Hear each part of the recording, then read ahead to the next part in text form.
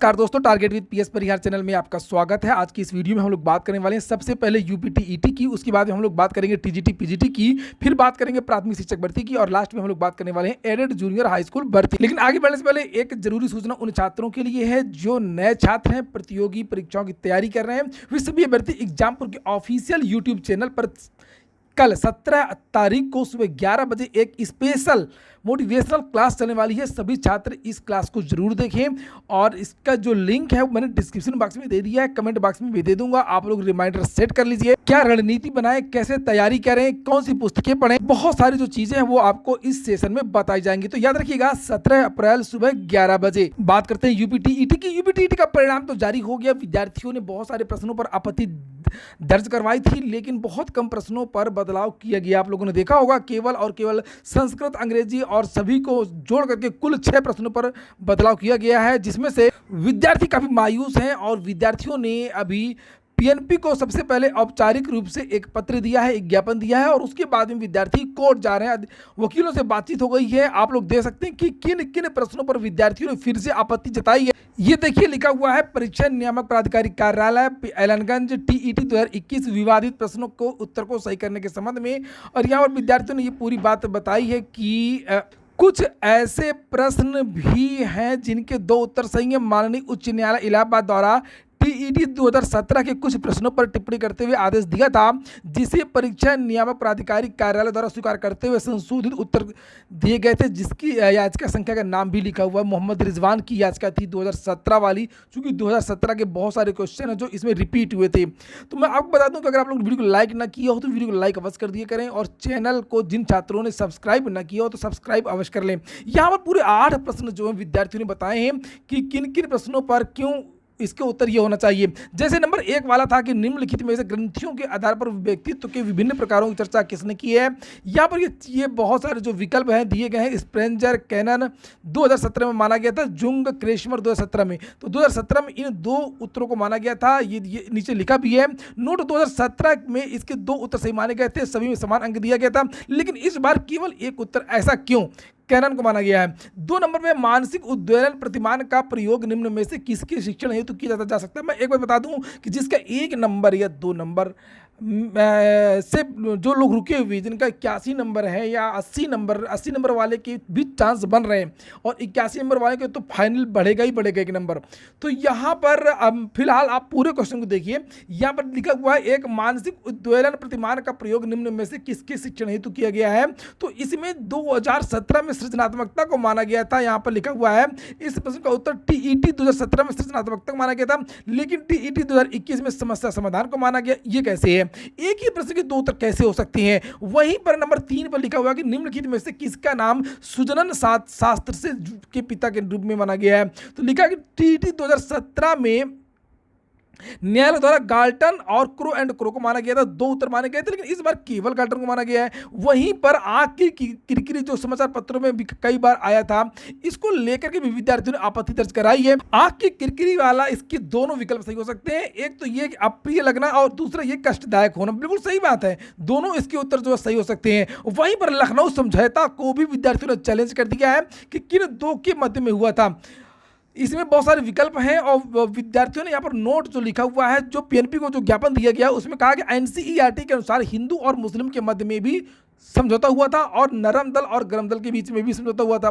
परीक्षा नियामक प्राधिकारी कार्यालय द्वारा सिर्फ हिंदू और मुस्लिम को ही सही माना गया, जो कि न्यायोचित नहीं है। इस तरीके का पहली बात तो कन्फ्यूजन वाले प्रश्न देना ही नहीं चाहिए, जिसमें विद्यार्थियों को जरा भी कन्फ्यूजन, पता नहीं कैसे विशेषज्ञ हैं, इनको पता ही नहीं है क्या कि जो समझौता हुआ था उसमें केवल यही बात थी, उसमें बहुत सारी बातें थी। इस तरह की गलतियां ऐसा नहीं पीएनपी ही करता है, उत्तर प्रदेश में लोक सेवा आयोग भी करता है, पीसीएस में भी होता है, आरओ में भी होता है।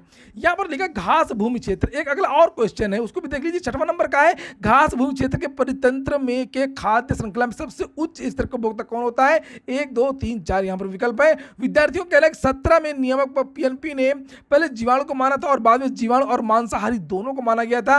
टीईटी 2021 में केवल मांसाहारी को माना गया। तो यहाँ पर विद्यार्थियों ने इस पर आपत्ति दर्ज कराई है।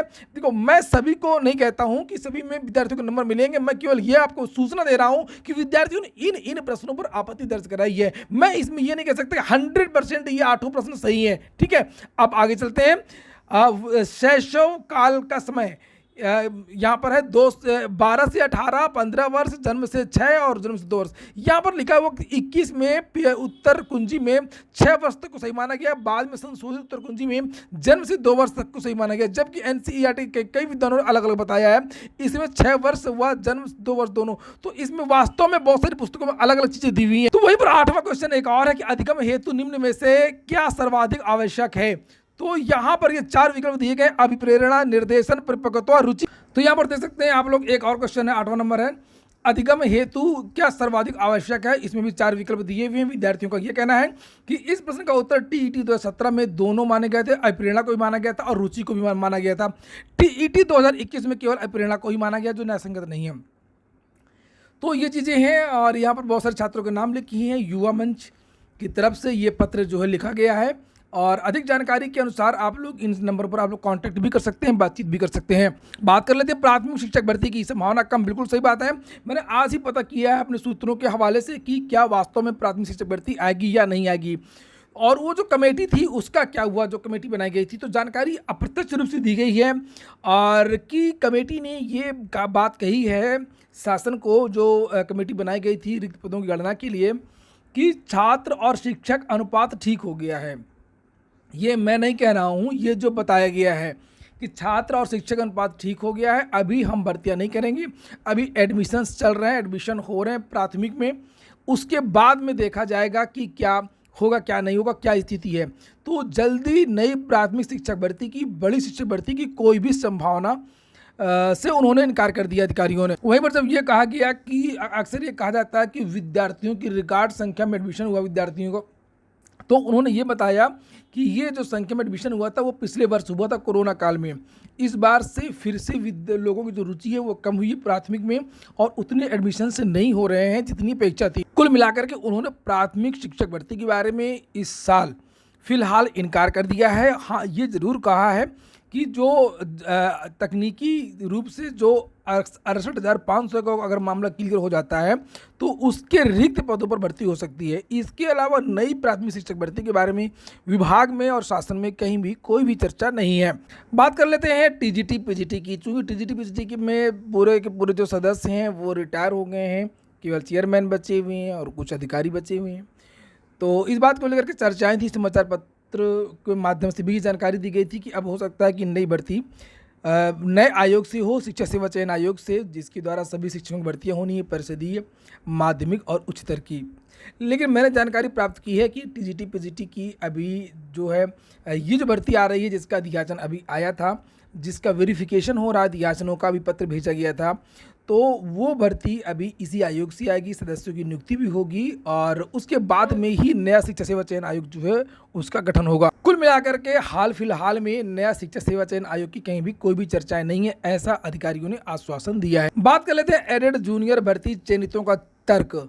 एडेड जूनियर हाई स्कूल भर्ती में जो विद्यार्थी पास हुए हैं उनका कहना है कि जो खबरें दिखाई जा रही हैं, जो कल जो शिक्षा मंत्री का जो बयान आया है कि हमने जांच के आदेश दे दिए हैं, और उसके पहले समाचार पत्रों के माध्यम से भी जानकारी दी गई थी कि एडेड जूनियर हाई स्कूल भर्ती की गड़बड़ियों की जांच होगी और समिति की निगरानी में खोला जाएगा ओएमआर सीट के कोठार का ताला। तो विद्यार्थियों का यह तर्क था कि ऐसा कहीं कुछ नहीं है, भ्रष्टाचार की जांच नहीं हो रही है और इसमें कुछ विद्यार्थियों के नंबर कम थे या ज़्यादा थे, उसकी जाँच की जा रही है।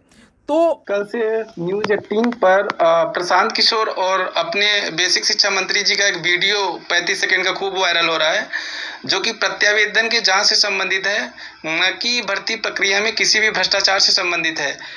यह जांच उन अभ्यर्थियों के लिए है जिनका ओएमआर और रिजल्ट में 1 नंबर का डिफरेंट आ रहा है, और यही बच्चे हाई कोर्ट चले गए तो हाई कोर्ट ने पीएनपी के सचिव जी से स्पष्टीकरण मांगा है। इनको मार्च में भी डेट दी, जनवरी में भी डेट दी, लेकिन 18 अप्रैल को आखिरी डेट दी। इस 18 अप्रैल को इनको स्पष्टीकरण देना ही है।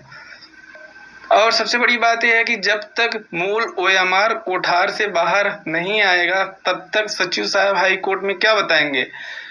इसीलिए क्योंकि जो चाबी है कोठार का वो पूरे सचिव संजय सर के पास है, जो कि अभी जेल में बंद है। तो ये सब सारी बात ये शासन को बताए होंगे, तो शासन ने 4 सदस्यों की समिति गठित करने का फैसला लिया, जो कि परसों 2 दिन पहले पेपर में आया था।